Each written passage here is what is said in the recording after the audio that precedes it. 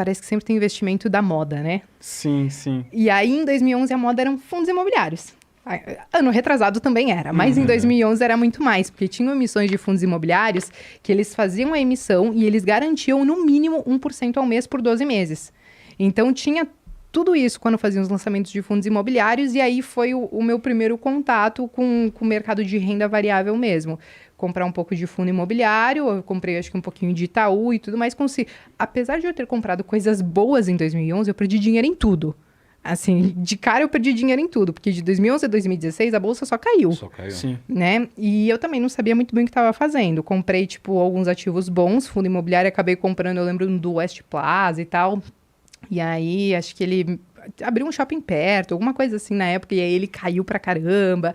Então, assim, eu fui meio que aprendendo a duras penas, assim. Esse início teve muito ajuda do meu pai, porque ele sempre investiu na bolsa. Por um certo tempo, ele auxiliava quando as empresas querem fazer IPO. Então, você tem diversos processos, né, para uma empresa abrir capital na bolsa de valores. Então, ele participava em alguns desses processos. Então, ele sempre esteve no mercado e ele sempre trouxe isso pra gente.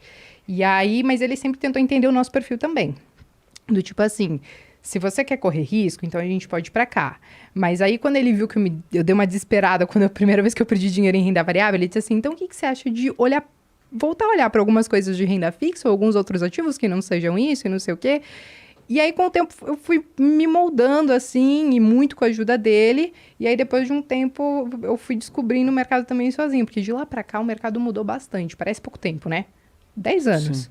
Só que, cara, o mercado mudou muito. E ele mesmo teve que começar a estudar novos ativos que surgiram, novas empresas que surgiram. E hoje, ainda bem, a gente consegue conversar muito parelho, assim. É muito legal a troca de ideia. É legal porque de mais de 20 episódios do podcast, a maioria não teve educação financeira em casa.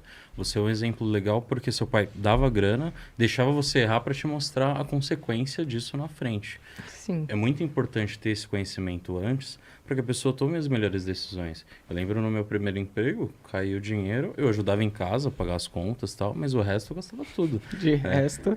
Ai, gente, mas é que a gente começa a ganhar... Vocês começaram a trabalhar cedo também, com quantos 14. anos? Com 14 anos, gente.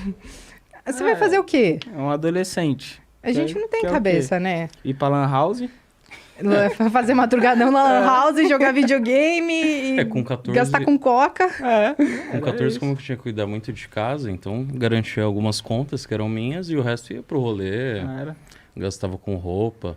No final, a gente percebeu que se tivesse guardado grana desde lá, talvez tinha alcançado um patamar bem maior hoje.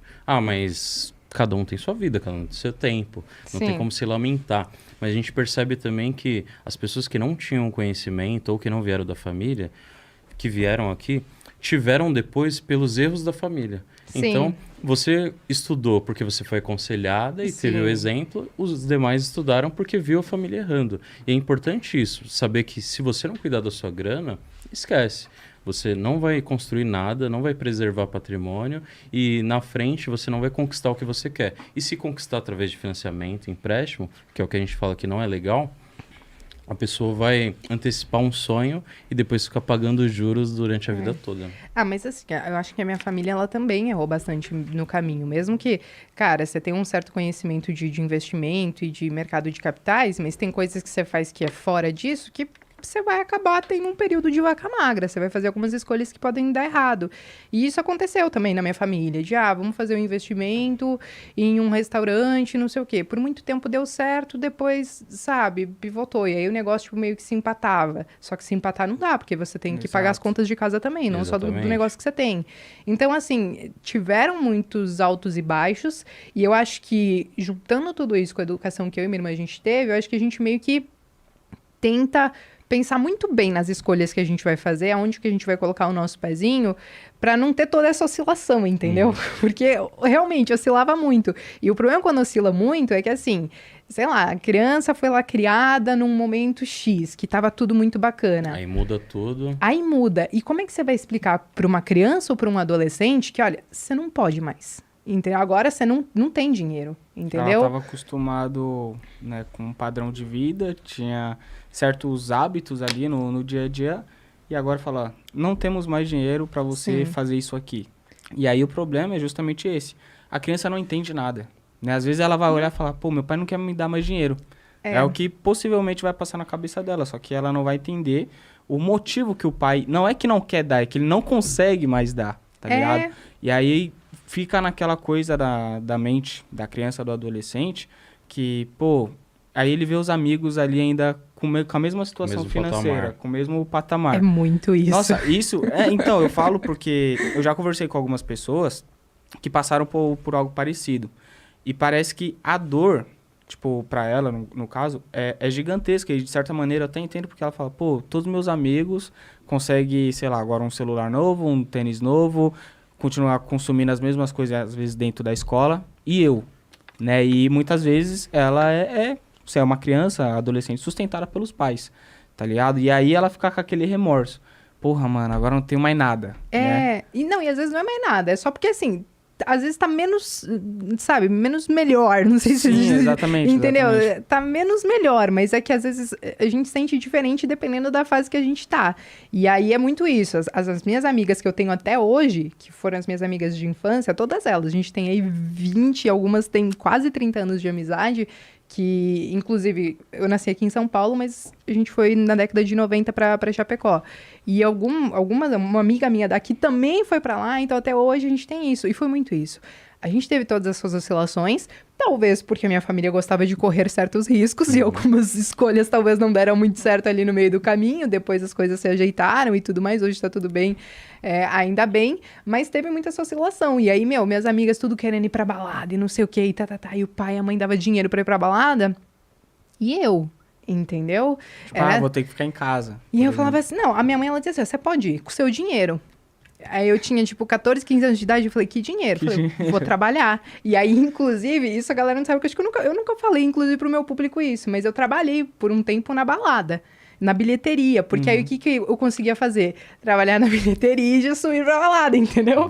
Eu trabalhava na bilheteria, ficava ali 2 horinhas vendendo uns ingressos, ali ganhava 50 pila por noite, e aí depois conseguia ir pra balada sem pagar nada, e ainda tinha o dinheiro da noite pra beber. E às vezes não pagava bebida também, porque daí era tudo os parça da balada, entendeu? No final você conseguiu acessar a festa, né? Recebendo pra isso. Mas assim, eu dei meus pulos, entendeu? Sim, e aí ia vender Exatamente. ingresso, ia fazer os negócios e tal, pra poder participar. Mas tinha isso, né? Você, poxa, chegou festa de 15 anos, ou o povo vai pra Disney ou faz aquelas festonas. Eu não fiz nenhum nem outro, entendeu? Não era uma fase que tava bom pra nós. Então, beleza, não fiz nada. Faz parte. Tudo bem. Eu costumo dizer que a nossa vida é como se fosse a cotação na Bolsa de Valores. Em dado momento, a gente está na melhor fase. É só valorização, rentabilidade, e que depois vem uma certa correção, que eu digo, pô, a vida vai corrigir agora, vai jogar algumas dificuldades para a gente amadurecer cada vez mais. E aí que a gente tem que ter um controle emocional muito grande para passar esses momentos difíceis, e também entender que nos momentos difíceis é onde a gente vai mais crescer. Né, vai mais amadurecer e possivelmente aí ter uma grande ascensão, seja financeira, seja ali no lado profissional, seja no relacionamento, seja com a família. E que quando a gente tem consciência disso, primeiro que a gente entende que os melhores momentos e os piores momentos, o que eles têm em comum é que os dois são temporários, não são eternos. E aí quando você tem consciência, pô, tô passando, vou considerar aqui o pior momento da minha vida. Eu sei que isso aqui é temporário. Porque uma hora vai passar, não sei como, não sei quando, mas eu sei que uma hora vai passar. Sim. E aí a gente tem a humildade também, que quando a gente tá no melhor momento, fala, pô, tem que ser cauteloso. Porque eu sei que isso aqui não vai durar para sempre. Por mais que eu faça um grande esforço para isso aqui se eternizar, mas pode vir uma pandemia, acabar com o meu negócio, enfim, acabar, sei lá, Deus me livre, algum familiar pega essa doença e aí? Vai vir um momento difícil. Então a gente tem que ter essa humildade de focar naquilo que a gente tem controle. E principalmente entender que nenhum momento seja feliz, seja triste, é eterno.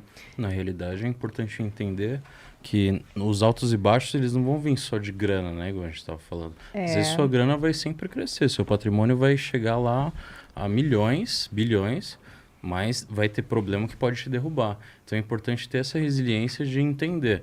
Pô, beleza, pode vir a crise, me proteger. Mas e se alguém morrer? Você vai ficar chateado, você vai ficar mal. Exatamente. Eu tô com dinheiro no bolso. Beleza, mas não é só isso que resolve, né?